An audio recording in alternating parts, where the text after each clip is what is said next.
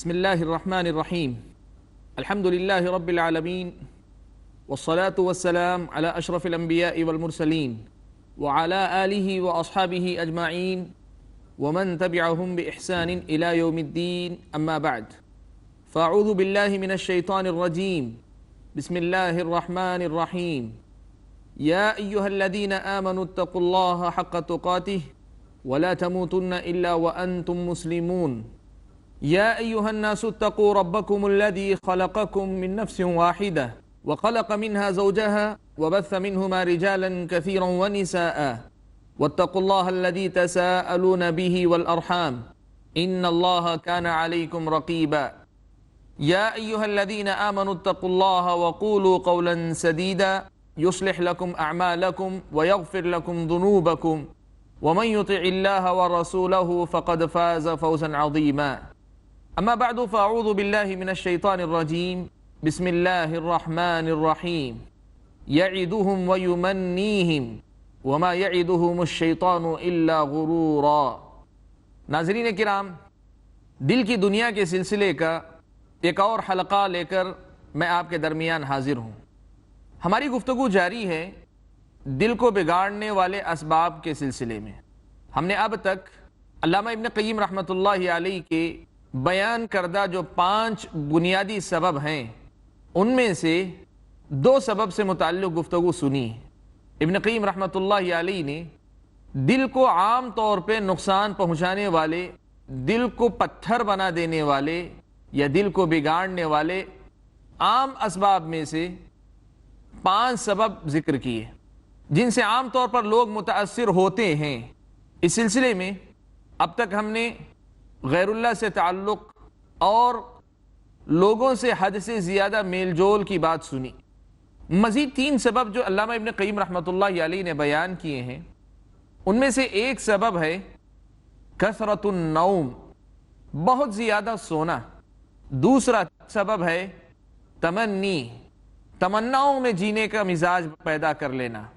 اور تیسرا سبب ہے کثرت الاکل، کھانے پینے میں حد سے زیادہ تجاوز کرنا. یہ تینوں کے تینوں سبب عام طور پر ایسے ہیں کہ جن کی طرف ہماری توجہ نہیں جاتی. جو پہلے 2 سبب بیان ہوئے، غیر اللہ سے تعلق اور لوگوں کے ساتھ حد سے زیادہ میل جول، ان کی طرف شاید ہماری توجہ خود بخود جائے، ہم محسوس کریں کہ یہاں جانے کی وجہ سے ہمارے حالات، دل کی کیفیتیں، ہمارا اپنا طرز فکر، ہمارے اپنے مزاج میں کہیں کوئی تبدیلی آ رہی ہے. لیکن یہ جو باقی 3 چیزیں جن کا ذکر اب اور آج کے بعد ہم سننے والے ہیں، یہ ایسی ہیں کہ عام طور پر ان کی طرف ایک انسان کا دھیان نہیں جاتا، ایک انسان ان کی طرف توجہ نہیں جٹا پاتا، دے نہیں پاتا، پہچان نہیں پاتا ہے. ان میں سے پہلا سبب اور ابن قیم کے بیان کردہ 5 بنیادی اسباب میں سے تیسرا سبب ہے کثرت النوم، حد سے زیادہ سونا.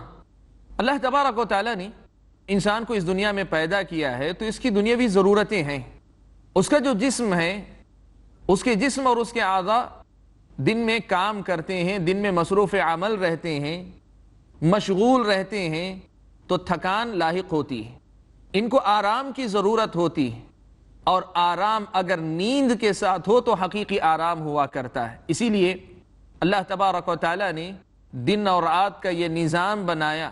دن کو اللہ تبارک و تعالیٰ نے کام کا وقت بنایا، رات کو اللہ تبارک و تعالیٰ نے سونے کا وقت بتایا. وَالنَّوْمَ سُبَاتًا، نیند کو اللہ تعالیٰ نے آرام کا ذریعہ بنایا، رات کو اللہ تعالیٰ نے سونے کے لیے اور دن کو کام کرنے کے لیے بنایا. ایک سسٹم، ایک نظام اللہ تبارک و تعالیٰ نے دیا ہے.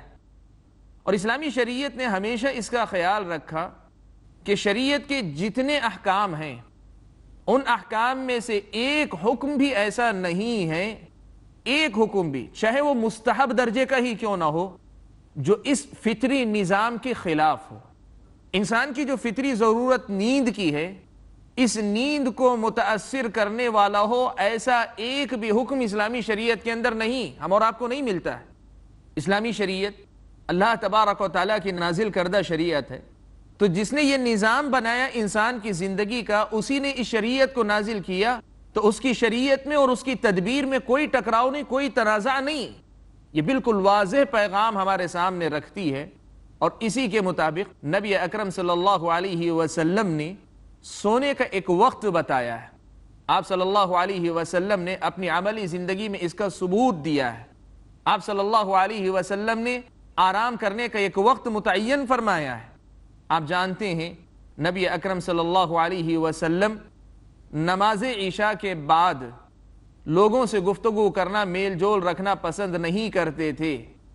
عام طور پر اللہ کے نبی صلی اللہ علیہ وسلم نماز عشاء کے بعد اگر کبھی مسلمانوں کے معاملات میں سے کسی معاملے کی ضرورت ہوتی یا گھر کے لوگوں سے کوئی بات ہوتی تو کرتے، ورنہ آپ آرام کرتے.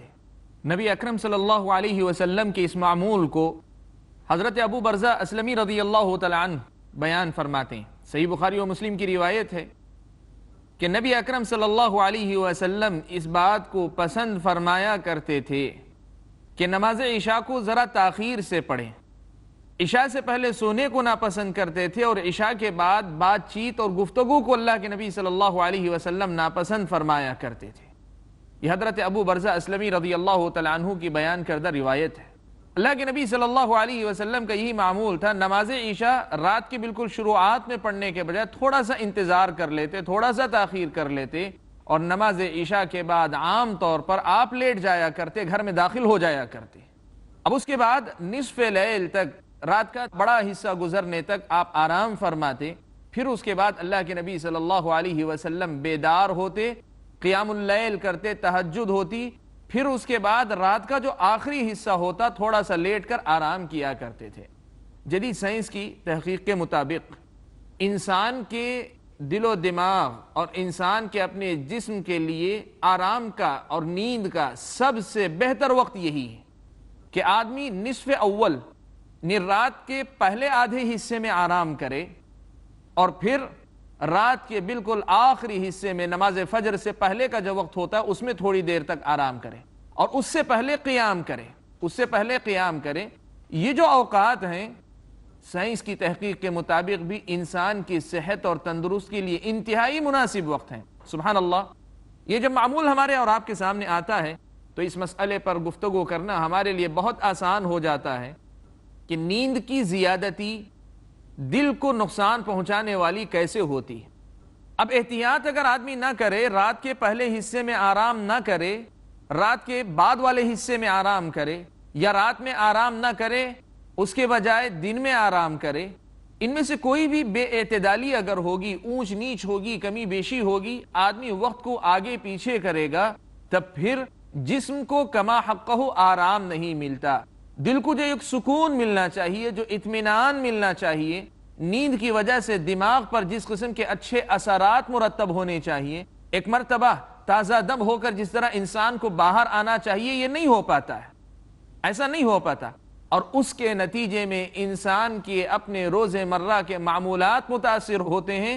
اور انہی معمولات میں سے ایک اہم مسئلہ دل کے معاملات کا اور دن کے معمولات کا ہے. دل انسان کا متاثر ہوتا ہے.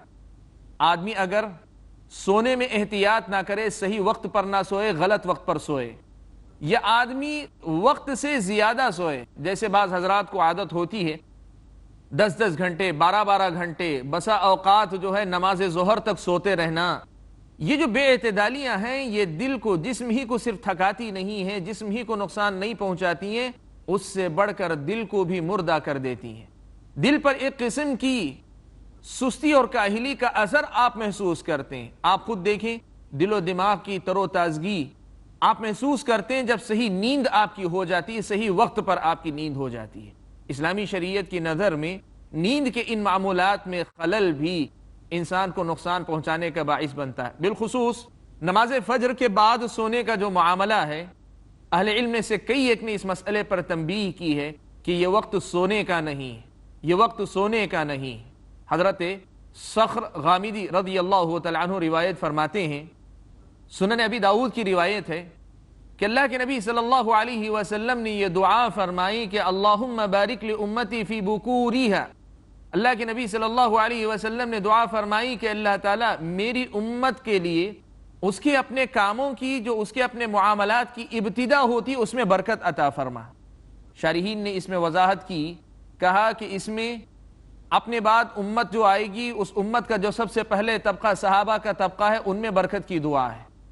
ایک مسلمان کے جتنے معاملات ہوتے ہیں، معاملات کی جو ابتدا ہوتی ہے اس میں برکت کی دعا ہے. اسی طرح ایک انسان کی دن کی جو شروعات ہوتی ہے اس میں برکت کی دعا ہے. آدمی کے لیے دعا ہے کہ اس کے وقت میں برکت آئے، یہ نبی اکرم صلی اللہ علیہ وسلم کی دعا ہے. ناظرین کرام، یہاں ہم ایک چھوٹا سا بریک لیتے ہیں، بریک کے بعد واپس لوٹیں گے اور اس مسئلے پہ مزید روشنی ڈالیں گے. السلام علیکم ورحمۃ اللہ وبرکاتہ.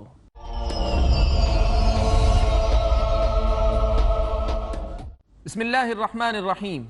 ناظرین کرام، بریک کے بعد ہم لوگ واپس لوٹے ہیں. بریک پر جانے سے پہلے ہم لوگ دل کے بگاڑنے والے اسباب میں سے ایک اہم سبب کا تذکرہ سن رہے تھے، وہ تھا حد سے زیادہ سونا. زیادہ سونا آدمی کے دل کو مردہ کر دیتا ہے. آدمی کی بے ترتیب نیند آدمی کے جسم کو جہاں نقصان پہنچاتی ہے وہیں اس کے دل کو بھی نقصان پہنچاتی ہے. آدمی کا دل نہ صرف یہ کہ طبی ناحیے سے متاثر ہوتا ہے بلکہ دینی ناحیے سے بھی انسان کا دل متاثر ہوتا ہے نیند کی بے ترتیبی کی وجہ سے. ہم یہ بات کر رہے تھے کہ خاص طور پہ نماز فجر کے بعد دن کے ابتدائی حصے میں سوئے رہنا، دن چڑھے تک سوئے رہنا اسلامی شریعت کی نظر میں پسندیدہ عمل نہیں. صخر غامدی رضی اللہ تعالیٰ عنہ کی روایت، سنن ابی داؤد کی روایت کردہ میں آپ کے سامنے پیش کر رہا تھا. اللہ کے نبی صلی اللہ علیہ وسلم نے دعا فرمائی، اللہم بارک لامتی فی بکورہا، اے اللہ تعالیٰ میری امت کے ابتدائی معاملات ان میں برکت عطا فرما.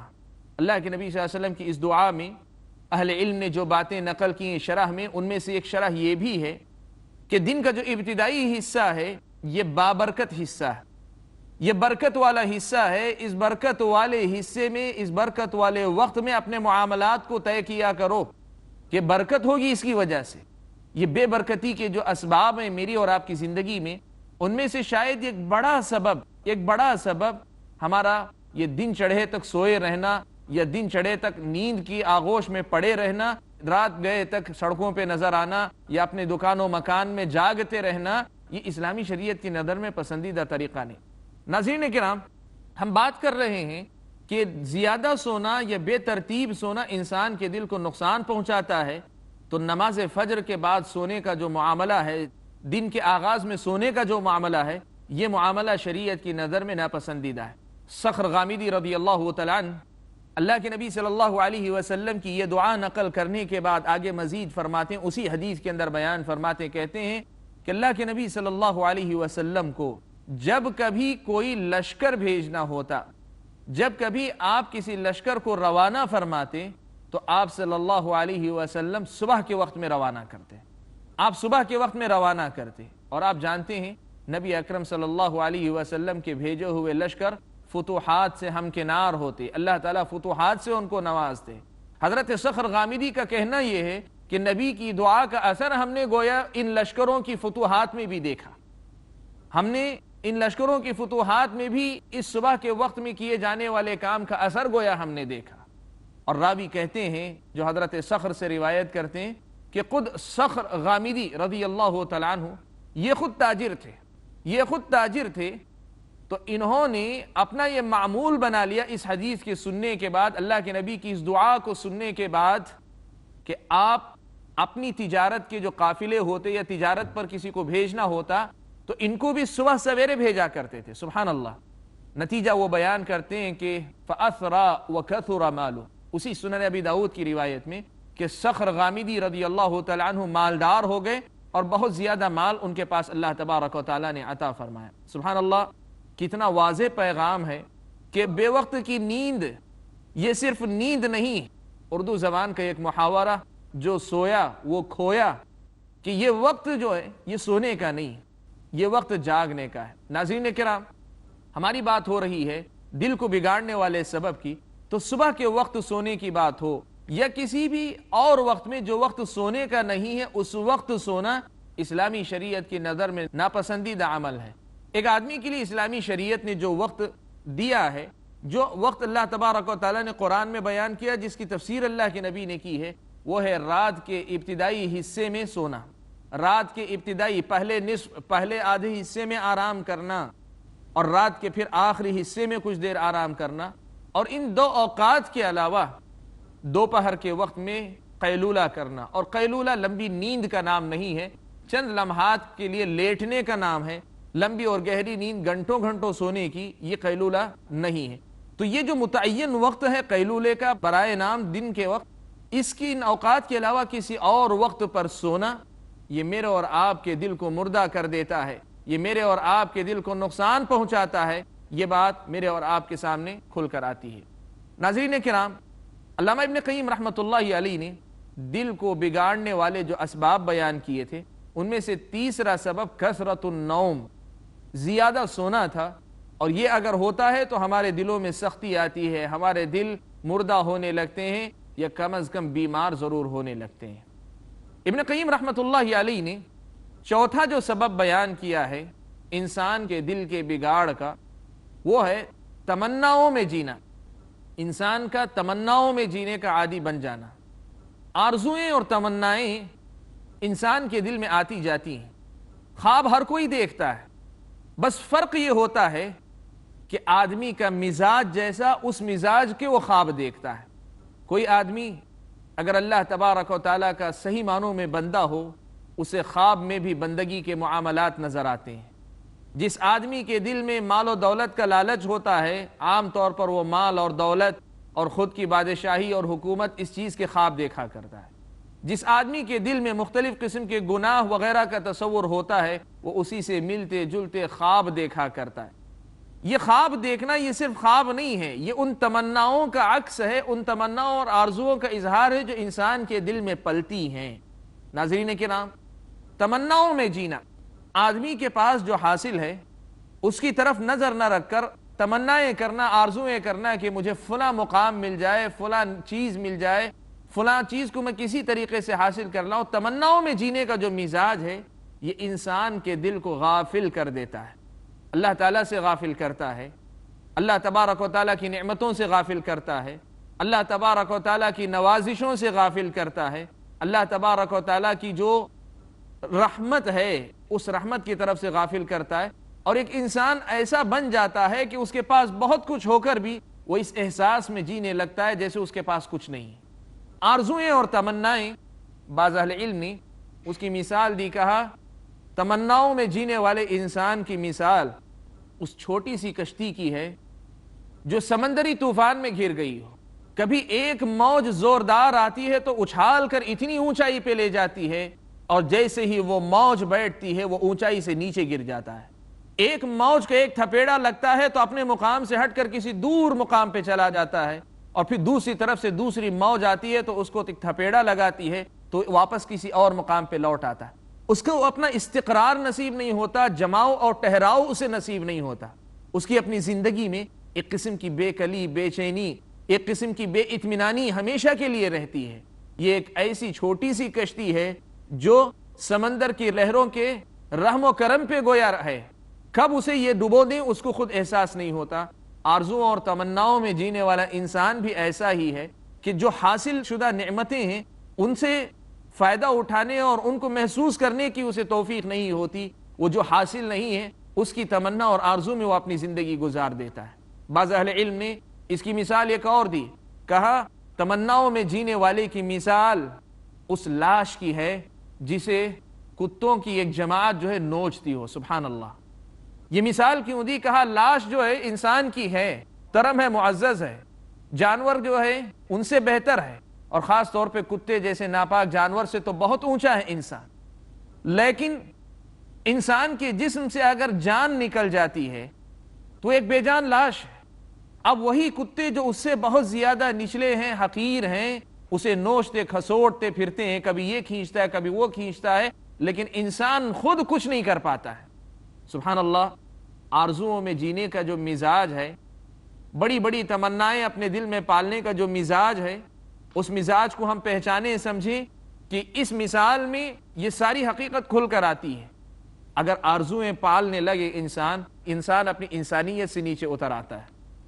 آرزویں، بڑی بڑی تمنائیں آدمی پالنے لگتا ہے تو اپنے مقصد سے غافل ہو جاتا ہے، اپنی سطح سے اتر آتا ہے، اور پھر نتیجہ یہ ہوتا ہے کہ ان آرزوؤں اور تمناؤں کے چلتے آدمی خود بخود اپنے سے کم تر اور حقیر لوگوں کے ہاتھوں میں کھلونا بن کر رہ جاتا ہے۔ یہ آرزویں، یہ تمنائیں حقیقت میں آدمی کو نوچتی ہیں، آدمی کو نوچتی ہیں، آدمی کو بھگوڑتی ہیں، آدمی کو جو ہے نوچتی ہوئی پھرتی ہیں، یہ آدمی ایسا ہی ہے جیسے چند کتوں کے درمیان پڑی ہوئی لاش۔ سبحان اللہ، اہل علم کی بیان کردہ مثالیں میرے اور آپ کے سامنے تمناؤں کا یہ جو باب ہے اس کی حقیقت کو واضح کرتی ہیں کہ اسلامی شریعت نے کیوں ہمیں تمناؤں کو اپنے دل میں ضرورت سے زیادہ بسانے سے منع فرمایا ہے۔ یہ آرزویں اور تمنائیں ایک انسان کو ایک اچھا انسان باقی رہنے نہیں دیتی، ایک شکر گزار انسان بننے نہیں دیتی، ایک فرما بردار انسان بننے نہیں دیتی، ایک مطمئن انسان کی حیثیت سے جینے نہیں دیتی، ایک ہمیشہ کی بے کلی، ایک ہمیشہ کی بے چینی، ایک ہمیشہ کا اضطراب، ایک ہمیشہ کی پریشانی اس انسان کا مقدر بن جاتی۔ اور یہ انسان جب اس قسم کی بے چینی بے کلی کا شکار ہوتا ہے تب اس کا دل بھی مطمئن نہیں ہوتا، دل کے اندر بہت ساری برائیاں اسی آرزوؤں اور تمناؤں کے باب سے داخل ہونے لگتی ہیں۔ سبحان اللہ، اگر ہم اس مسئلے پر غور کریں اور ہماری اور آپ کے روزمرہ کی زندگی کا جائزہ لے کر دیکھیں کہ جب تک کوئی آرزو ہماری زندگی میں داخل نہیں ہوتی، کوئی نئی چیز کی تمنا ہمارے دل میں نہیں آتی، ہم کتنی پرسکون زندگی گزار رہے ہوتے ہیں۔ ایک آرزو، ایک تمنا ہم اپنے دل میں پالتے ہیں، پھر اس کو پا لینے، اس کو حاصل کرنے کی خاطر کیسے کیسے جذبات آتے ہیں ہمارے دل میں، اور اگر اللہ نہ کرے کبھی وہ چیز حاصل نہیں ہو رہی ہو تو پھر شیطان کیسے کیسے غلط راستے اس تک پہنچنے کے ہم اور آپ کو سجھاتا ہے۔ ہماری تمنائیں مختلف ہیں لیکن اس معاملے میں سب ایک ہیں کہ اس چیز کے حصول کے لیے اکثر ہمارے دل کے اندر غلط قسم کے خیالات بھی آنے لگتے ہیں، غلط طریقے بھی آنے لگتے ہیں۔ ناظرین کرام، آج کے ہمارے اس حلقے میں ہم لوگ اپنی گفتگو کو یہیں روکتے ہیں اور انشاءاللہ اپنا جو اگلا حلقہ ہوگا اس میں آرزوؤں اور تمناؤں کے اس باب کو مزید تفصیل کے ساتھ سنیں گے۔ واللہ تعالی اعلم۔ السلام علیکم ورحمۃ اللہ وبرکاتہ۔